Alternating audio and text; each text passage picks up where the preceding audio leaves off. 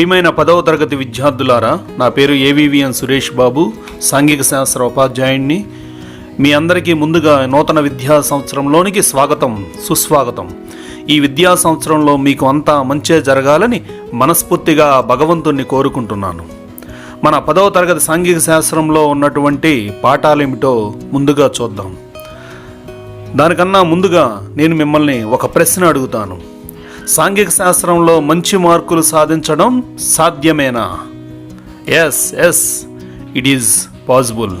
సాంఘిక శాస్త్రంలో మంచి మార్కులు సాధించడం సాధ్యమే.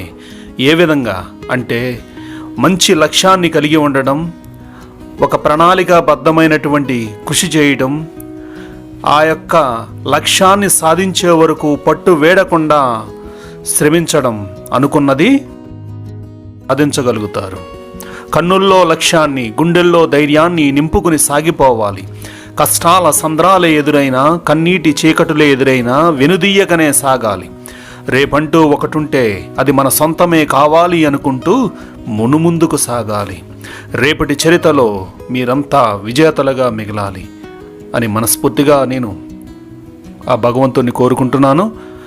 Okay, now let us move on to our topic. మరి మన 10వ తరగతి సాంఘిక శాస్త్రంలో గనక పార్ట్ 1, పార్ట్ 2గా ఆ యొక్క పాఠాలను విభజించడం జరిగింది. పార్ట్ 1 అనేది పేపర్ 1 సిలబస్కు సంబంధించినటువంటి పాఠాలు అందులో పొందుపరచడం జరిగింది. పార్ట్ 2 అనేది పేపర్ 2 చెందినటువంటి పాఠాలను అందులో పొందుపరచడం జరిగింది. ఇక పార్ట్ 1లో అయితే 12 పాఠాలను ఇవ్వడం జరిగింది. అందులో మొట్టమొదటి పాఠం భారతదేశం భౌగోళిక స్వరూపాలు. ముందుగా ఇందులో భారతదేశ ఉనికిని గురించి వివరించడం జరిగింది. అదేవిధంగా భూగర్భ నైపేద్యం, ముఖ్యమైనటువంటి భారతదేశానికి చెందిన 6 భౌగోళిక స్వరూపాలు అనగా హిమాలయాలు, గంగా సింధు నదీ మైదానము, ద్వీపకల్ప పీఠభూమి, థార్ ఎడారి, తీర మైదానాలు, దీవులు గురించి వివరించడం జరిగింది. రెండవ పాఠం అభివృద్ధి భావనలు, వివిధ వర్గాల ప్రజలు, అభివృద్ధి లక్ష్యాలు, వేరువేరు దేశాలను లేదా రాష్ట్రాలను ఎలా పోల్చుతాము, తలసరి ఆదాయము, శిశు మరణాల రేటు, అక్షరాస్యత, నికర హాజరు గురించి వివరించడం జరిగింది. ముఖ్యమైన మానవ అభివృద్ధి నివేదికను కూడా ఇందులో పొందుపరిచారు. అందులో భారతదేశం యొక్క స్థానాన్ని కూడా మీరు చూడవచ్చు. స్ఫూర్తివంతమైన హిమాచల్ ప్రదేశ్లో పాఠశాల విద్యా విప్లవం గురించి ఈ పాఠంలో చివరిగా వివరించడం జరిగింది. మూడవ పాఠం ఉత్పత్తి, ఉపాధి. ఈ పాఠంలో ముందుగా ఆర్థిక వ్యవస్థలోని 3 రంగాల గురించి అనగా ప్రాథమిక రంగం, దీన్నే వ్యవసాయ రంగం అని కూడా అంటాము. 2 ద్వితీయ రంగం, దీనినే పారిశ్రామిక రంగము అంటాము. 3 తృతీయ రంగం, దీనినే సేవా రంగము అని కూడా అంటాము. తరువాత స్థూల జాతీయోత్పత్తి, దానిని ఎలా అంచనా వేస్తామో వివరించడం జరిగింది. స్థూల జాతీయోత్పత్తిలో వివిధ రంగాల వాటాను కూడా ఈ గ్రాఫ్ రూపంలో పొందుపరిచారు. ఈ యొక్క 3 రంగాలలో ఉపాధి వాటా ఎలా ఉందో కూడా ఈ గ్రాఫ్లో మీరు గమనించవచ్చు. అదేవిధంగా వ్యవస్థీకృత రంగము, అవ్యవస్థీకృత రంగాలు, అందులో ఉన్న అంశాలను వివరించడం జరిగింది. చివరగా ఉపాధి అవకాశాలు, పరిస్థితులు మెరుగుపరచడం ఎలా అనేది పేర్కొనడం జరిగింది. 4వ పాఠం భారతదేశ శీతోష్ణ స్థితి. ముందుగా శీతోష్ణ స్థితి అంటే ఏంటి, వాతావరణం అంటే ఏంటో వివరించడం జరిగింది. భారతదేశంలోని కొన్ని ప్రాంతాల క్లైమోగ్రాఫులను మీరు ఇక్కడ గమనించవచ్చు. శీతోష్ణ స్థితి వాతావరణాలను ప్రభావితం చేసే అంశాలను కూడా వివరించారు. అవి అక్షాంశము లేదా భూమధ్య రేఖ నుండి దూరము, భూమికి నీటికి గల సంబంధము, భౌగోళిక స్వరూపము, వాతావరణంలో ఉపరితల గాలి ప్రసరణ. తరువాత భారతదేశంలో ఉన్న కాలాలు 4 కాలాలు: శీతాకాలం, వేసవికాలం, నైరుతి ఋతుపవన కాలం, ఈశాన్య ఋతుపవన కాలం, దీనినే తిరోగమన ఋతుపవన కాలము అని కూడా అంటారు. ఈ కాలాలను గురించి వివరించుట జరిగింది. ఇదిగో ఇక్కడ సాంప్రదాయ భారతీయ కాలాలను గురించి తెలియచేయడం జరిగింది. ఈరోజు ప్రపంచవ్యాప్తంగా ఎదుర్కొంటున్న పెద్ద సమస్య burning problem, that is global warming, భూగోళం వేడెక్కడం గురించి వివరించినారు. అదేవిధంగా మానవజనిత కారణాల వలన భూగోళం ఎలా వేడెక్కుతుందో కూడా తెలియచేయడం జరిగింది. భారతదేశంపై శీతోష్ణ స్థితి మార్పుల ప్రభావం ఎలా ఉంటుందో ఇక్కడ మీరు చూడవచ్చు. 5వ పాఠం భారతదేశ నదులు, నీటి వనరులు. దీంట్లో మీకు తెలుసు, భారతదేశంలోని నదీ వ్యవస్థను 2గా విభజించారు. 1 హిమాలయ నదులు, 2 ద్వీపకల్ప నదులు. ముందు క్లాసుల్లో మీరు నేర్చుకున్న జలచక్రాన్ని కూడా ఇక్కడ మీరు గమనించవచ్చు. తుంగభద్ర నదీ ప్రాంతంలో నీటి వినియోగం గురించి వివరించారు. నీటి హేతుబద్ధ సమ వినియోగము గురించి హివారే బజార్, మహారాష్ట్రలోని ఉన్న హివారే బజార్ని ఉదాహరణగా తీసుకుని వివరించడం జరిగింది. చిట్ట చివరగా చాలా ముఖ్యమైనది, అందరూ తెలుసుకోవాల్సిన అంశం, ఉమ్మడి వనరులుగా నీళ్లు గురించి తెలియచేయటం జరిగింది. 6వ పాఠం ప్రజలు. ముందుగా భారతదేశంలో జనగణన గురించి వివరించినారు. తదుపరి వయసుల గురించి వివరణ, అనగా పిల్లలు 15 సంవత్సరాల లోపు వాళ్ళు, పనిచేసే వయస్సు 15 నుంచి 59 సంవత్సరాల వయసు ఉన్నవాళ్ళు, వృద్ధులు 59 సంవత్సరాల వయసుకు పైబడిన వాళ్ళు. తదుపరి ఈ గ్రాఫుల్లో లింగ నిష్పత్తి, భారతదేశ జనాభా గురించి చూపించడం జరిగింది. భారతదేశంలో ఫెర్టిలిటీ శాతాన్ని కూడా ఇక్కడ గమనించవచ్చు. చివరగా జనసాంద్రత గురించి వివరించడం జరిగింది. 7వ పాఠం ప్రజలు, నివాస ప్రాంతాలు. నివాస ప్రాంతాలు ఎలా ఏర్పడ్డాయి, నివాస ప్రాంతాలు ఎందుకు మారతాయి, ఎటువంటి ప్రదేశాలు నివాస ప్రాంతాలుగా మారాయి వివరించడం జరిగింది. ఇదిగో ఇక్కడ భారతదేశ నివాస ప్రాంతాల స్థాయిలను గురించి చూపించడం జరిగింది.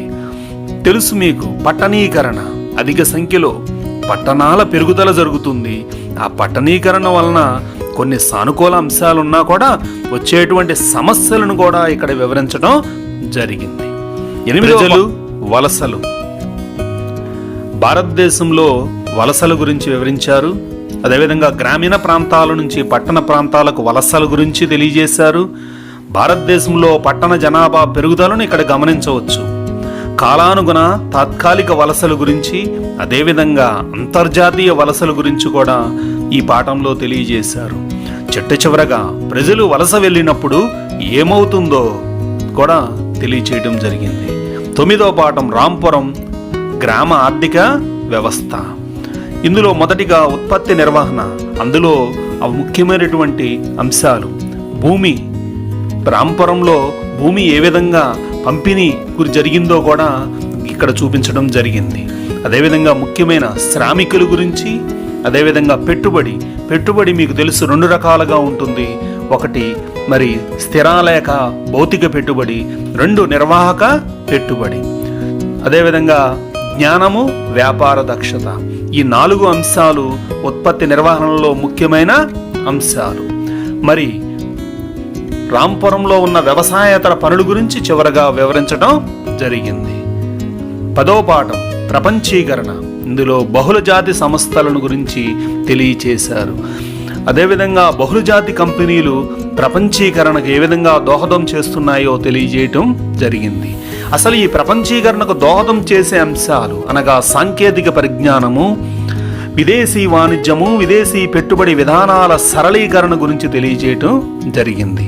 కొన్ని ప్రపంచ స్థాయి సంస్థల గురించి, అనగా ప్రపంచ వాణిజ్య సంస్థ, వరల్డ్ బ్యాంక్, అదేవిధంగా అంతర్జాతీయ ద్రవ్య సంస్థలను గురించి కూడా తెలియజేశారు.